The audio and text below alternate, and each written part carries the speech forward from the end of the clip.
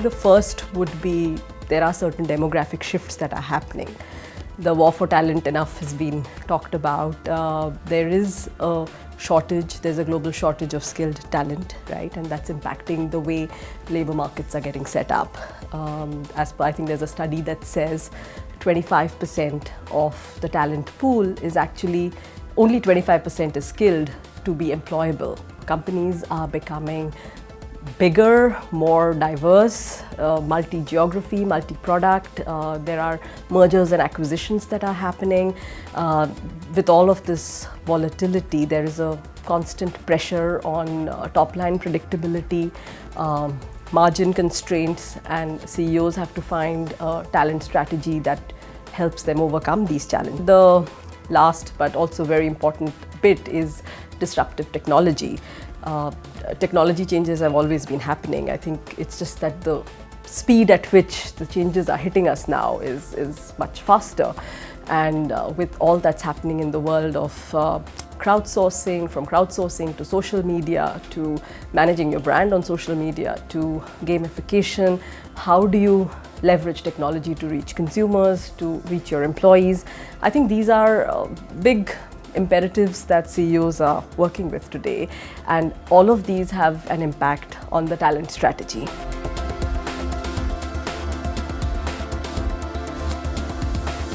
The expectations from HR are evolving in the same way. So I think CEOs would expect HR leaders to be true business enablers. It's not just about doing administrative work or doing things in the background, but becoming true business partners. And I know, again, it sounds a bit cliched, but that is reality. We need to have a seat at the table. We need to help the CEO craft the agenda. How are you getting the right talent at the right cost, at the right time? How do you enable that? Are you able to look at all the disparate trends, the data deluge that is hitting the organization, to pick out the key insights that make sense in your context and craft the talent strategy based on that?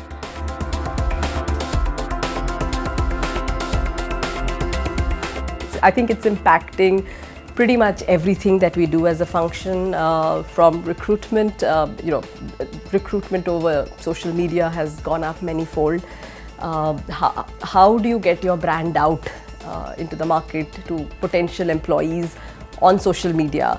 How do you make sure that you're leveraging technology to make your processes, once employees actually come into the organization, make processes simple, make it standard? Are you enabling new ways of working, like work from home or telecommuting, or allowing them to do things on their mobile, which, let's say, applying for leave or submitting a travel expense report on their mobile? So how are you enabling all of this for an employee through technology?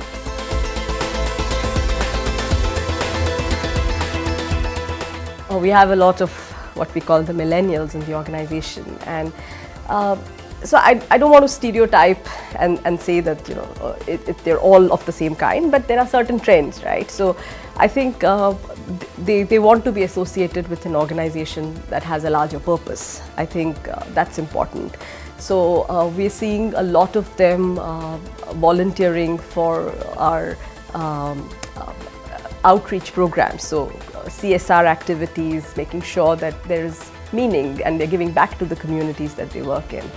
How do you make sure? A lot of them question status quo, which is excellent. I mean, they're not the sort who will just blindly follow the rule book, right? They would like to understand why, and they would question, and that's great. Now, I think luckily as an organization, we have a culture that's quite non-hierarchical.